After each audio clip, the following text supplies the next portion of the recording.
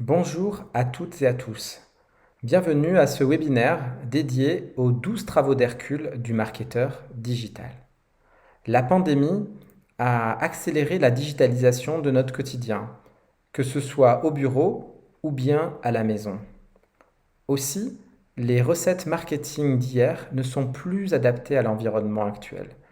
C'est pourquoi nous vous proposons de découvrir 12 nouveaux enjeux au travers de 12 travaux à suivre cette année pour pouvoir faire la différence sur votre marché. Les travaux seront présentés sous forme de petites capsules de quelques minutes. On parlera de digitalisation du parcours client, de l'adaptation de vos messages marketing ou bien de la publicité solidaire. Pour le premier d'entre eux, nous allons commencer par apprendre à connaître vos clients. Marie-Sophie, c'est à toi. Bonjour, je suis Marie-Sophie et j'ai le plaisir de présenter la première épreuve, mieux connaître ses clients. Alors c'est la base du marketing bien sûr. Pour pouvoir correctement adresser vos clients ou prospects, il faut d'abord en maîtriser sa connaissance. Et l'idée derrière cet iceberg, c'est de nous faire comprendre qu'on voit très peu de choses et que l'essentiel de l'information se trouve dans la partie immergée de l'iceberg. Alors vos clients ne sont pas forcément ce que l'on croit. Si les parents achètent beaucoup de vêtements pour leur bébé, il y a aussi une autre cible un peu moins évidente, c'est celle des grands-parents. Alors pour rentrer dans le vif du sujet, on va regarder ensemble les types de données à exploiter. On en a trois. Les cookies d'un côté, le contexte et ensuite l'engagement. Les cookies permettent de récolter des informations liées au comportement de l'utilisateur, à sa navigation par exemple. On peut décrypter aussi des moments de vie, comme par exemple si on correspond plutôt à une vie étudiante ou à une vie de famille. On peut identifier la fréquence des visites, les achats effectués, les paniers abandonnés.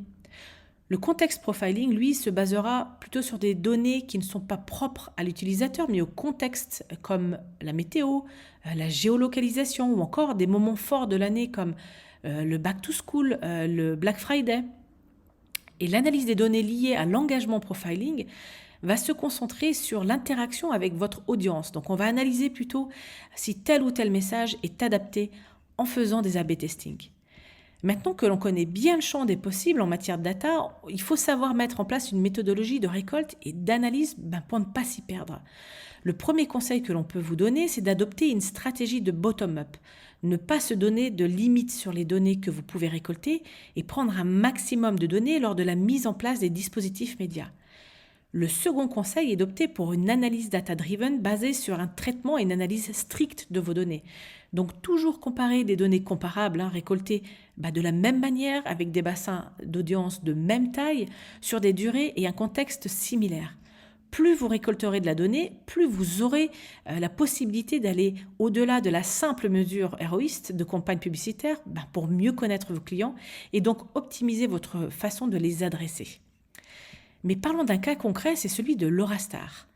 Alors vous pensiez peut-être que ce ne sont que les femmes qui achètent un fer à repasser, ce sont en fait des hommes à plus de 35%. Ce que nous avons aussi pu remarquer, c'est que nous avons une grande partie des visiteurs qui âgés entre 24 et 25 ans et 34 ans, et ce ne sont pas forcément les acheteurs. Alors que les plus de 55 ans qui convertissent bien le plus, ils se renseignent beaucoup moins et ça peut nous donner pas mal d'idées finalement pour adapter les messages aux cibles et les bons moments sur les bons supports. Bonjour, je suis Pierre Bérandès et je vais vous présenter la deuxième épreuve, celle de la digitalisation du parcours client. En effet, le Customer Journey, c'est-à-dire l'ensemble des étapes d'interaction entre le client et la marque, va influencer votre stratégie marketing. Si on regarde, votre objectif va être d'arriver à prévoir et d'influencer aujourd'hui le parcours, le comportement des consommateurs. Sur un plan théorique, le parcours client va suivre finalement 4 étapes. La découverte, l'attention, la considération et puis l'achat. Ça, c'est pour la partie théorique. Dans la pratique, c'est un petit peu plus compliqué. Ça ressemble un peu plus à un plat de spaghettis. C'est pourquoi ça va être important aussi d'intégrer une notion dynamique. En effet, les recherches d'hier ne sont pas celles d'aujourd'hui et encore moins celles de demain.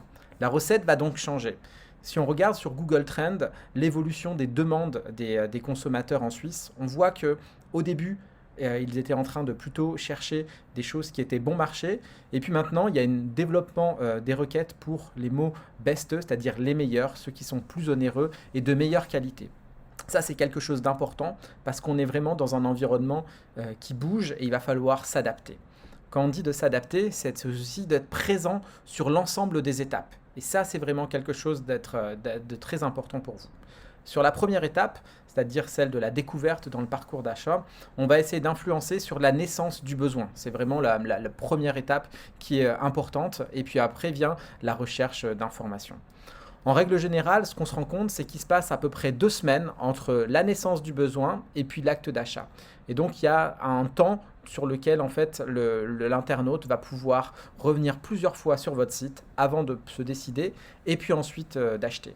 Lors de cette seconde étape, ce qu'on rend compte, c'est qu'au niveau de la partie examen et décision, le consommateur va comparer, rassembler et puis éliminer des différentes alternatives.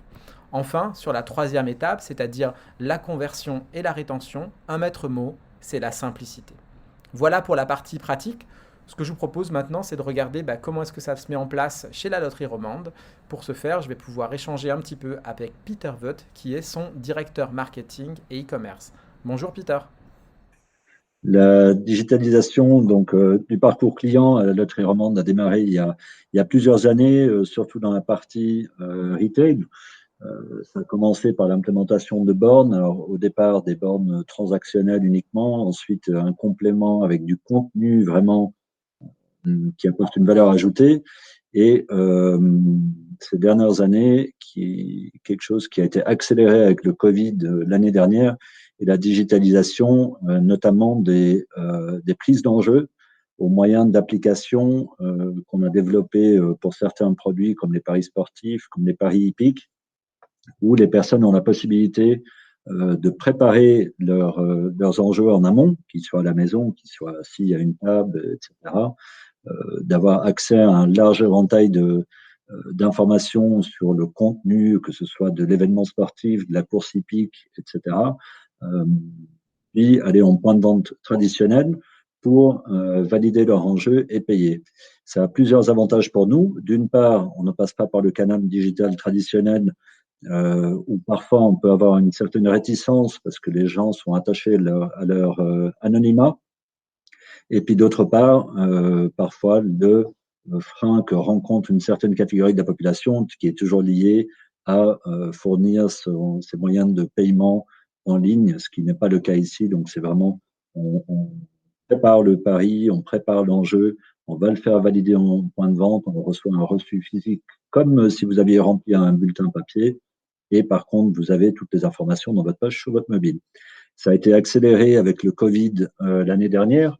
Pour la bonne et simple raison, c'est que non seulement il y a un avantage pour le client, mais également pour la loterie romande et le dépositaire, donc le point de vente. C'est-à-dire qu'il y a moins de contacts, les gens restent moins dans le point de vente parce qu'ils font tout le travail en amont. Il y a plus d'utilisation de bulletins papier, donc moins d'échanges de biens, il n'y a pas de stylo à tenir, etc. Et puis évidemment, il y a aussi un aspect qui est plus écologique. Ben voilà, on va utiliser moins de bulletins papier, donc beaucoup d'avantages. Le dernier avantage que nous, on y a trouvé, c'est que on utilise un système de terminaux de validation qui est assez complexe et qui n'empêche pas forcément d'avoir un éventail de possibilités aussi large que sur le mobile.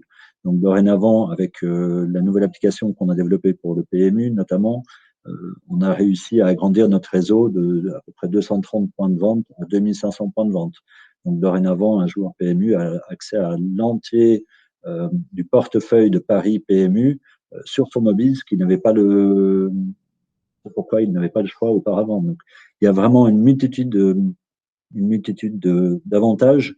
Je dirais la dernière chose, et là, ça va être peut-être la chose la plus difficile pour une population qui est peut-être pas forcément intéressée par la technologie, c'est vrai qu'ils vont avoir accès à une foule de données. Donc, pour vous donner un exemple, un joueur PMU qui est en général une personne, on va dire, d'une génération un peu plus ancienne que des paris sportifs, ils sont très attachés au contenu et à l'information qu'on peut leur fournir, que ce soit sur le cheval, sur le jockey, sur les parents du cheval, sur l'entraîneur, etc. C'est des choses qu'ils n'avaient pas auparavant.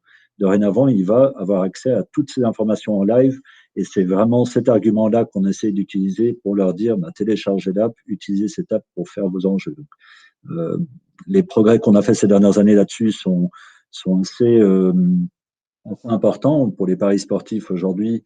Ces enjeux via QR code sur le mobile représentent à peu près 60 à 62% de tous les enjeux en point de vente, donc c'est massif.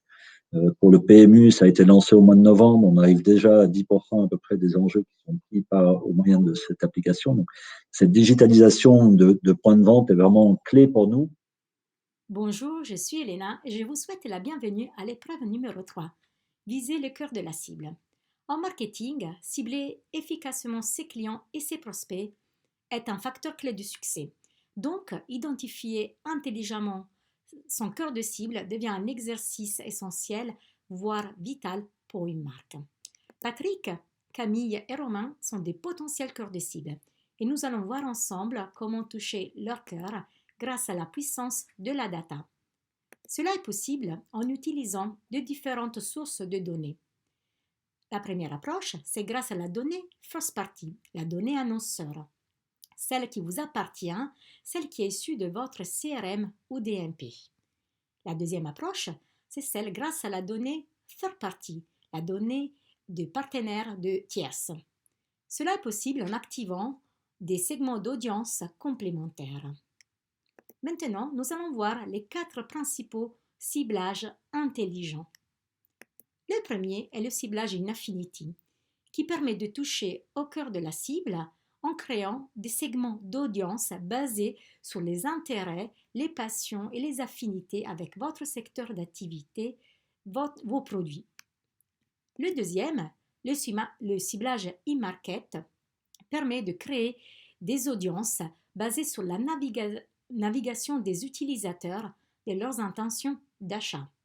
On va chercher les utilisateurs qui ont recherché des produits comme le vôtre.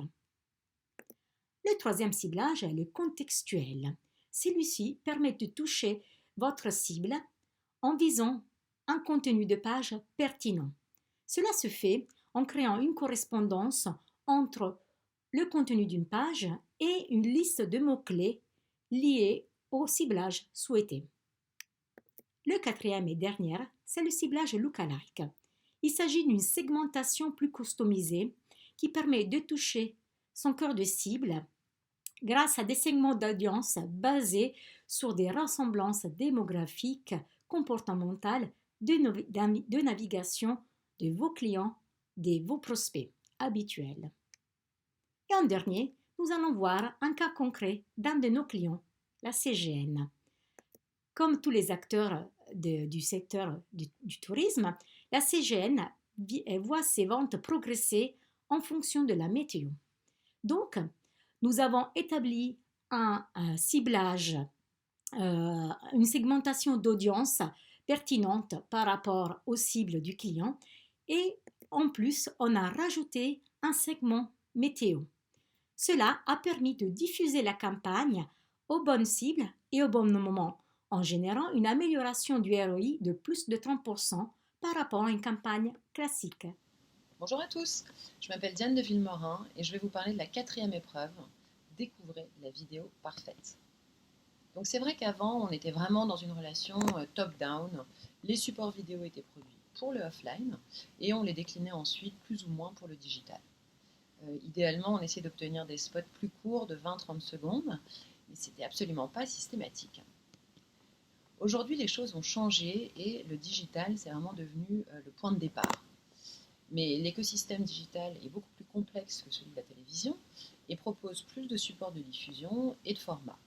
Donc, pour capter l'attention des consommateurs, on assiste à un véritable challenge créatif pour les marques et pour les agences, parce que si on veut multiplier les points de contact et la performance, il faut diversifier les plateformes, les environnements de diffusion, et donc s'adapter aux contraintes et aux meilleures pratiques de chacun.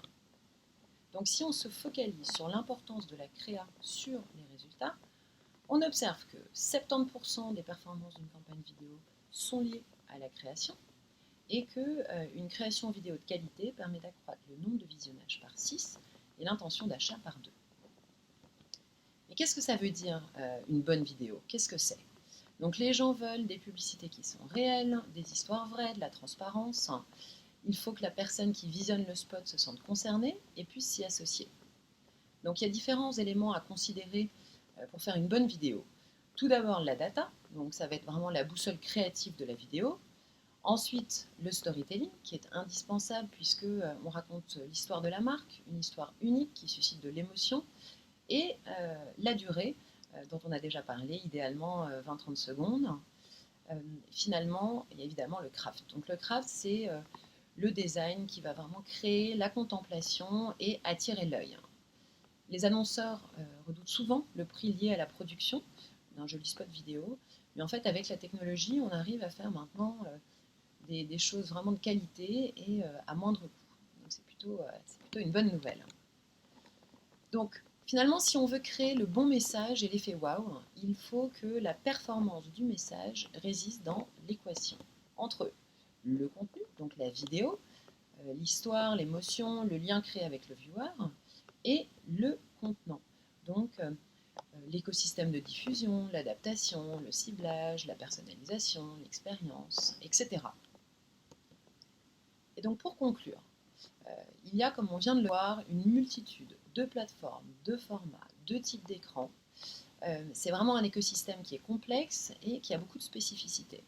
Donc, il est indispensable d'avoir toutes les clés en main pour pouvoir choisir les bonnes combinaisons de formats, les plateformes, les écrans, l'environnement, etc., et répondre aux enjeux des annonceurs. Donc finalement, ce qui est très important, c'est de parvenir à adopter les bonnes pratiques pour les prises de parole digitales et de scénariser et raconter une histoire tout au long de la Lifetime Journey. Je m'appelle Sylvana Imperiali et nous allons passer à l'épreuve numéro 5. Adaptez vos messages. L'enjeu majeur pour les marketeurs, c'est de réussir à communiquer le bon message à la bonne cible. Avec les médias digitaux, on a la possibilité d'affiner la diffusion de la campagne en fonction de critères sociodémographiques, d'intérêt, de géolocalisation, etc. Vu le niveau de granularité auquel on a accès, on aurait envie de faire une bannière pour chaque profil, mais cela impliquerait la production de centaines et centaines de bannières, ce qui deviendrait compliqué et coûteux. C'est là qu'un outil comme le DCO, Dynamic Creative Optimization, devient assez incontournable. C'est un outil qui va permettre d'adapter en fonction d'un flux le contenu des bannières publicitaires selon le profil de l'internaute auquel on s'adresse. À la base, c'était une technologie qui était très utilisée par les e-commerçants pour faire du retargeting personnalisé en fonction des produits que l'internaute avait consultés sur le site. Au final, c'est un outil qui permet de faire beaucoup d'autres choses et nous allons voir comment. On commence avec l'exemple de la S7KB, la Schweizer Kantonalbank. L'objectif du DCO est de mettre en place un dispositif personnalisé basé sur la géolocalisation pour amener les gens dans les agences et rencontrer les conseillers. Pour les campagnes de gestion de fortune et de prévoyance, la S7KB communique dans plusieurs cantons avec des bannières dont la première séquence s'adapte en fonction du canton dans lequel se trouve l'internaute, que ce soit Zug, Lucerne ou autre. On remarque que les gens sont sensibles à cette personnalisation et que le résultat montre un niveau d'engagement des plus élevés. Concrètement, voilà comment ça se passe et comment ça fonctionne. Donc d'abord, localisation de l'internaute, identification du canton, la création de la bannière qui est automatique et puis personnalisée, jusqu'à la page d'accueil qui est personnalisée. On va passer à un autre exemple, la loterie romande, qui propose 2 jeux de tirage, Swiss Lotto et Euromillions. Les jackpots évoluent 2 fois par semaine. Les bannières sont adaptées en fonction du montant du jackpot, nécessitant une réactivité au niveau de la mise à jour des bannières avec des règles d'affichage selon le montant du jackpot.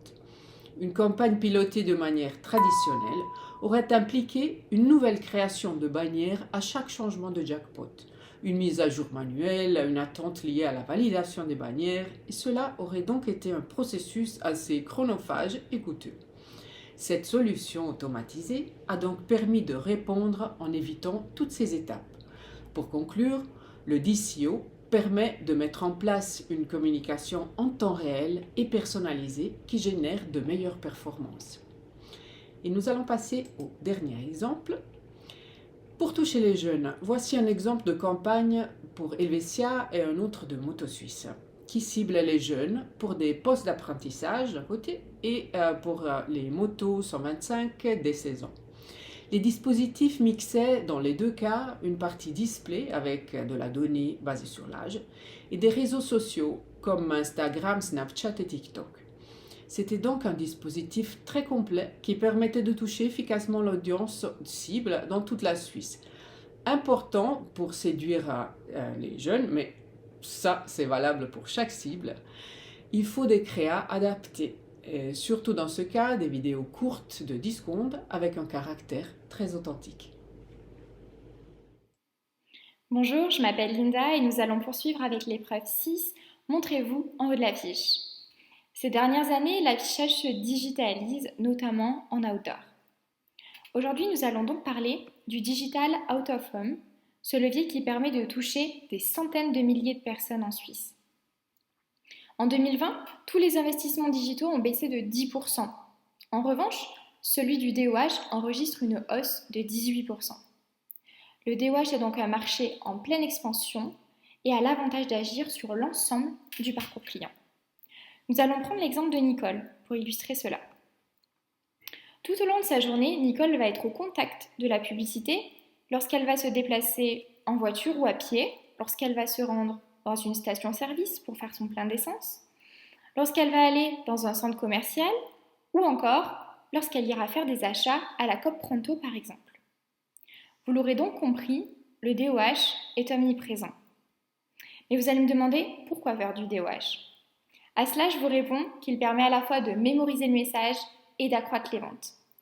En effet, à la suite d'une publicité diffusée en DOH, le taux de mémorisation est de 75%, soit 30 points supplémentaires par rapport à l'affichage traditionnel. Le DOH est un levier marketing à saisir par les annonceurs. D'autant plus que les marques voient une augmentation de 30% sur leurs ventes suite à une publicité DOH. Maintenant, prenons un cas concret, celui de Coca par exemple. L'objectif était un objectif de notoriété. Nous avons allié des canaux digitaux traditionnels à du DOH afin de cibler les gares et les rues de la Suisse alémanique. Nous avons diffusé la campagne aux heures de pointe afin de toucher un maximum de contacts. À travers cette campagne, nous avons été présents dans 6 villes en Suisse alémanique. Nous avons enregistré 5,3 millions d'impressions et plus 32 points de perception positive pour la marque. Comme vous l'aurez compris, le DOH est un levier digital à fort potentiel à intégrer dans vos dispositifs marketing pour marquer les esprits et vous démarquer de la concurrence. Bonjour à tous, moi c'est Chloé, bienvenue dans l'épreuve numéro 7, Montez le volume. Je vous propose de rentrer dans le vif du sujet avec quelques définitions. Donc qu'est-ce que l'audio programmatique ? Ça va inclure les web radios, les podcasts, mais aussi toutes les plateformes d'écoute à la demande. Donc par exemple Deezer, Spotify ou Google Play Music. Aujourd'hui, on a une large progression du temps d'écoute, notamment favorisée avec la crise sanitaire. En quelques chiffres, on peut voir que plus de 70% des Suisses écoutent la radio sur un support digital et 40% du temps d'écoute est consommé de manière digitale. Cette progression du temps d'écoute s'accompagne aussi d'une nouvelle manière de consommer ce levier. Aujourd'hui, les personnes vont favoriser des contenus qu'elles choisissent elles-mêmes, donc on voit une progression sur les podcasts notamment. On a aussi une écoute qui va se faire davantage à domicile et avec des heures lissées tout au long de la journée. Donc ça s'explique notamment avec le télétravail qui a été largement favorisé. Et enfin, on a une diversification des devices d'écoute avec une écoute plus importante sur les enceintes connectées ou la Smart TV. Concrètement, tous ces changements et ces évolutions vont créer des opportunités publicitaires très intéressantes pour les annonceurs. La première va être vraiment de travailler la notoriété de votre marque, notamment en adressant un message de manière plus personnelle. Si on regarde en détail, via l'audio, on va vraiment toucher l'utilisateur dans un cadre privilégié, dans des moments d'intimité, puisqu'on voit que 65% de l'audio est consommé à domicile, et cette écoute se fait majoritairement seule. Donc on a vraiment un cadre de réception du message qui est optimal, dans le sens où la personne est vraiment dans un bon mood pour recevoir votre message de manière positive et surtout le mémoriser. Et enfin, on voit aussi que c'est un levier très intéressant pour travailler l'apport de trafic incrémental sur votre site. On peut voir que plus de la moitié des personnes qui écoutent de l'audio le font en complément d'une activité sur Internet, soit sur leur desktop en télétravaillant, ou alors sur leur smartphone pendant des temps de trajet. Et tout ceci va vraiment favoriser le passage à l'action et la recherche d'informations sur la marque, ou alors la visite sur le site. Donc vraiment, là, on a un levier qui permet d'aller un petit peu plus loin dans le tunnel de conversion, puisqu'on va aller au-delà de la simple diffusion du message. On va vraiment avoir une visite de l'internaute sur votre site, et on le voit parce que plus de 80% des personnes effectuent une action après avoir entendu un podcast publicitaire. Bonjour, je m'appelle Céline Maréchal et j'ai le plaisir de vous présenter l'épreuve numéro 8, Entrée dans le game. Alors aujourd'hui, on a pu voir le jeu vidéo s'est un peu beaucoup dépoussiéré. On a une audience qui est différente. Avant, on avait l'audience geek ou qui vivait chez leurs parents et qui passait leur journée à jouer aux jeux vidéo dans leur chambre. Aujourd'hui, on a un scope qui est beaucoup plus large et beaucoup plus diversifié et qui touche aussi autant les hommes que les femmes. En Suisse, il faut savoir que le segment qui contient le plus de gamers, ce sont le segment des 25-45 ans. Et qu'à contrario, le segment des moins de 25 ans est de moins en moins représentatif. Par ailleurs, on a pu voir qu'en Suisse, on a un Suisse sur 3 qui est donc un gamer, qui est donc une communauté importante. Et un autre point qui n'est pas à négliger, c'est en termes de revenus. Ce sont des personnes qui ont des revenus importants puisqu'on considère qu'ils gagnent environ plus de 80 000 francs par an. Intéressons-nous maintenant aux environnements de diffusion que vous pouvez utiliser pour communiquer. Vous allez donc avoir la console de jeu, vous allez avoir le mobile et le desktop à travers lesquels vous allez pouvoir du coup communiquer avec votre audience.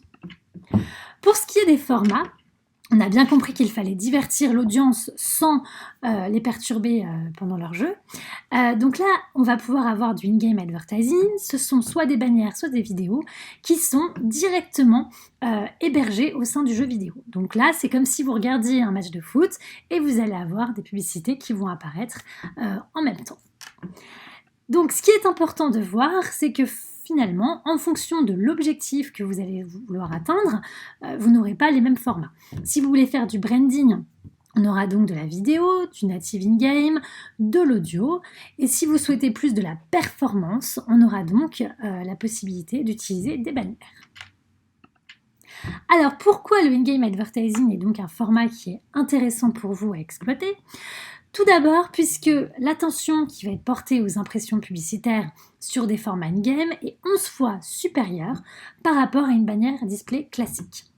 Un autre point important, c'est que vous allez susciter un engagement et un intérêt qui va être encore une fois et demie supérieur par rapport à une bannière classique.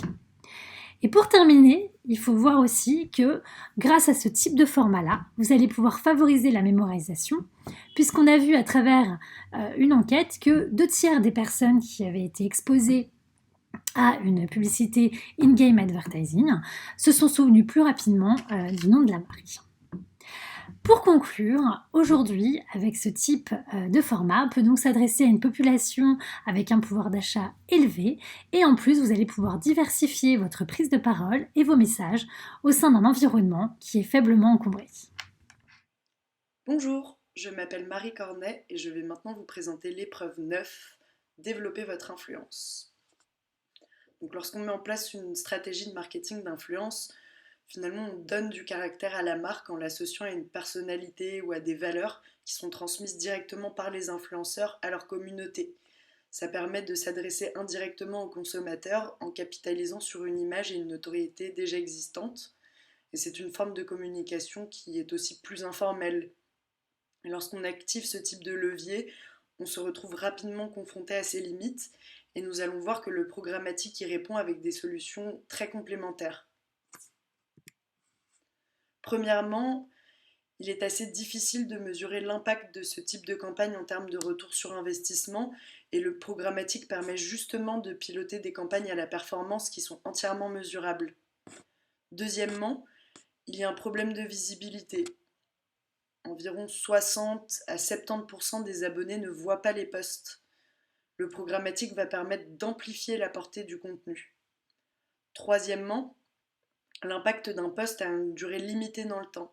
Il s'agit d'une stratégie à court terme, là où justement la scénarisation et la répétition permises par le programmatique vont allonger la durée de communication à moyen ou à long terme. Donc voici maintenant les 2 solutions qui ont été imaginées par GameNet pour relever ces défis.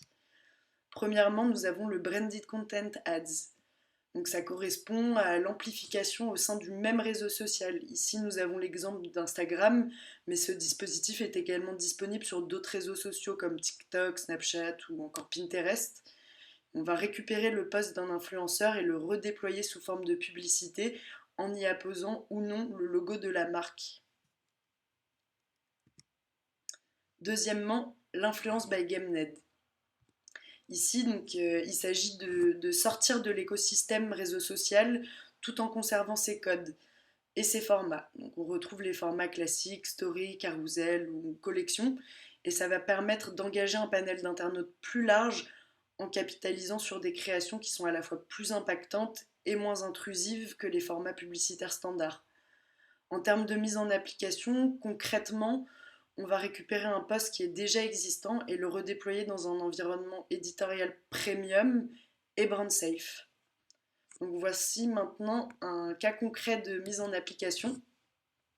Donc nous avons mis en place une campagne de Branded Content Ads pour Nespresso sur Instagram afin de générer de la visibilité et de l'engagement sur des vidéos IGTV qui ont été réalisées en collaboration avec des influenceurs. Donc nous avons communiqué dans une 12aine de pays auprès d'un public similaire à celui des influenceurs et cela nous a permis d'obtenir un taux d'interaction de 46% fin mars alors qu'il était seulement de 6% en janvier. Rebonjour! Pour cette 10e épreuve, je vous propose de vous lancer dans la vidéo. Pourquoi la vidéo? Tout simplement parce que celle-ci est partout dans notre environnement quotidien, sur l'ensemble des écrans qui nous entourent. Que ce soit le mobile, les tablettes, le desktop, les consoles de jeux, le digital out of home ou bien sûr la télévision. En matière de consommation, c'est-à-dire de temps passé devant les vidéos, cela représente plus de 5 heures par jour l'an dernier. C'est quelque chose qui augmente et c'est donc important de pouvoir être présent. Aujourd'hui, la pénétration journalière de la vidéo représente plus de 66% de la population. Que ce soit de la télé linéaire traditionnelle en direct, mais aussi en replay, sur YouTube, sur des vidéos à la demande, comme par exemple Netflix ou bien Disney+, Apple TV ou Amazon Prime. Dans tous les cas de figure, ce qu'on se rend compte, c'est que lorsqu'on est sur la toile, 1/3 du temps passé, c'est fait à consommer de la vidéo. Aujourd'hui, 78% des internautes vont regarder au moins chaque semaine des vidéos et ils sont plus de 1 sur 2 à le faire quotidiennement. Les internautes vont mieux mémoriser les messages vidéo, donc c'est pour ça que c'est important d'utiliser ce vecteur de communication. 81% des consommateurs ont aujourd'hui été convaincus d'adopter un produit ou un service en regardant la vidéo d'une marque. La vidéo, c'est vraiment le territoire d'expression le plus facile pour véhiculer les différents messages. Si on regarde aujourd'hui sur la partie digitale, c'est vraiment le secteur qui se développe, alors que l'an dernier, globalement, le marché s'est contracté de plus de 10%. La vidéo a été en croissance de plus de 10%. C'est donc un média important et à ne pas rater. Revenons maintenant sur un média traditionnel, puisque lorsqu'on parle de vidéo, c'est-à-dire la télévision linéaire. Aujourd'hui, la télévision linéaire propose des capacités de ciblage qui sont le ciblage sociodémographique, comportemental. On peut aussi choisir les chaînes, les horaires et les programmes de télévision. Tout ça, c'est vraiment aujourd'hui très important, mais ce qui est le plus important, c'est cette possibilité de pouvoir traquer aujourd'hui la performance des campagnes télé sur le digital. Comment ça fonctionne?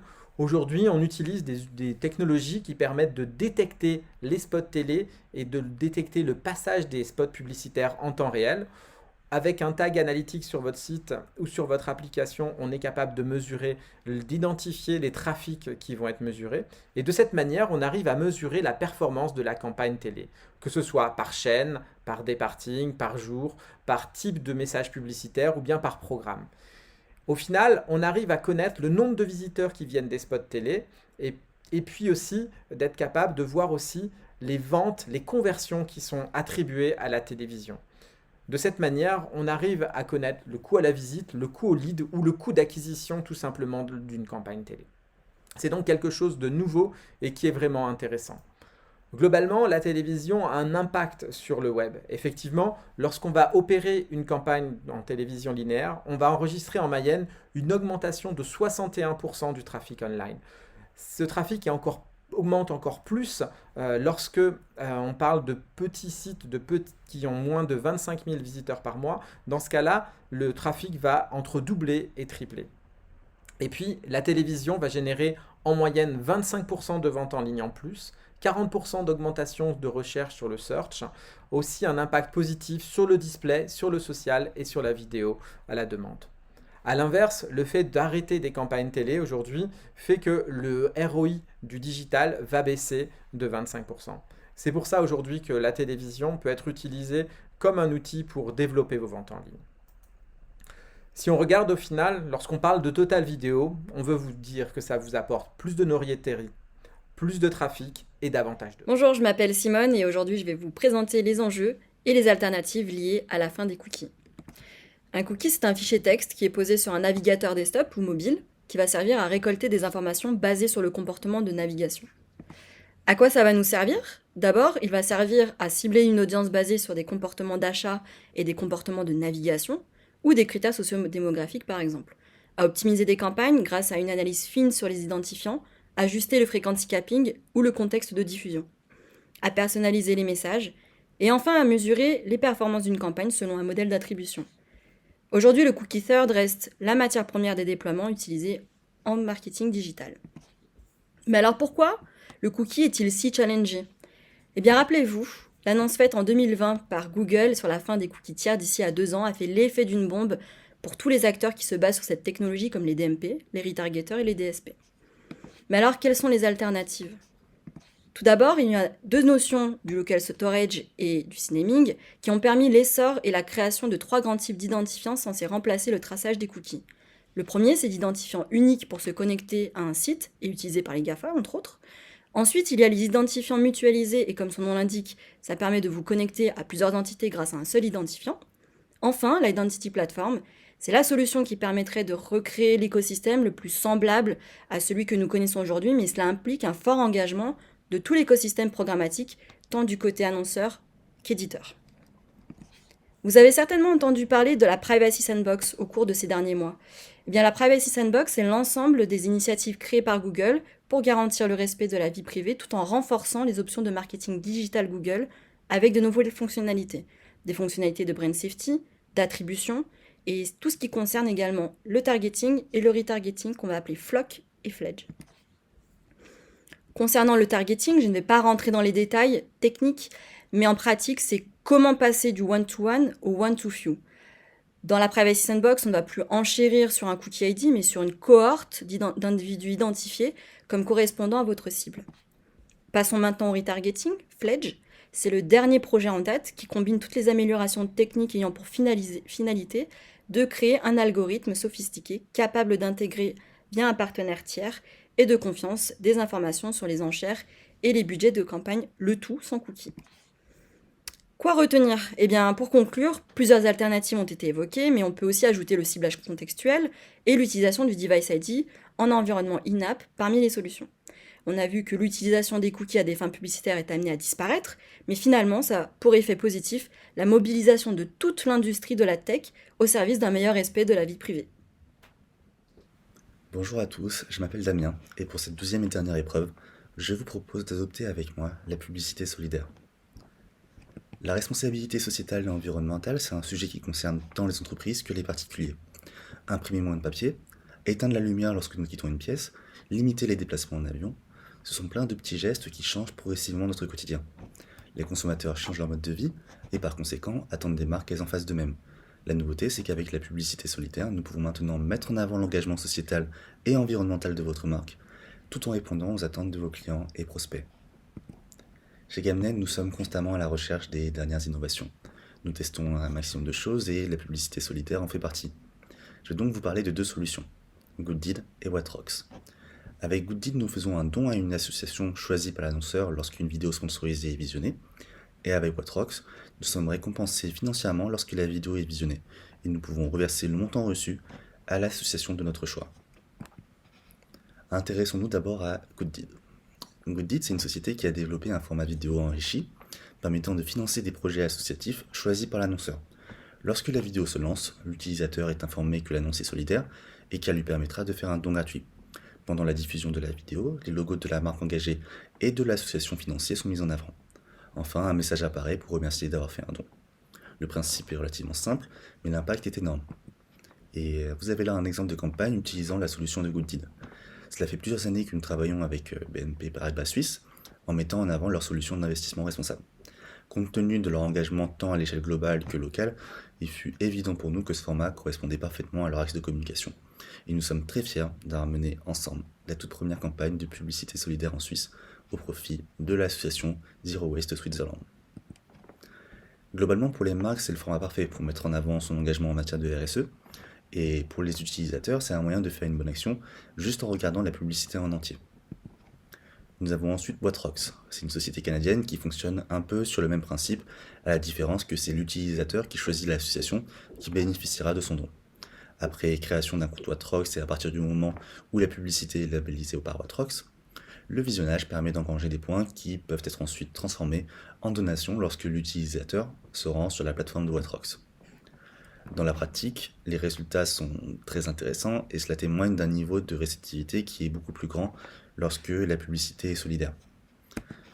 La publicité solidaire, c'est donc l'outil parfait pour mettre en avant votre marque tout en répondant aux attentes de vos consommateurs. Il existe encore d'autres solutions et avec ces initiatives, nous espérons ouvrir la voie pour une communication plus responsable et solidaire.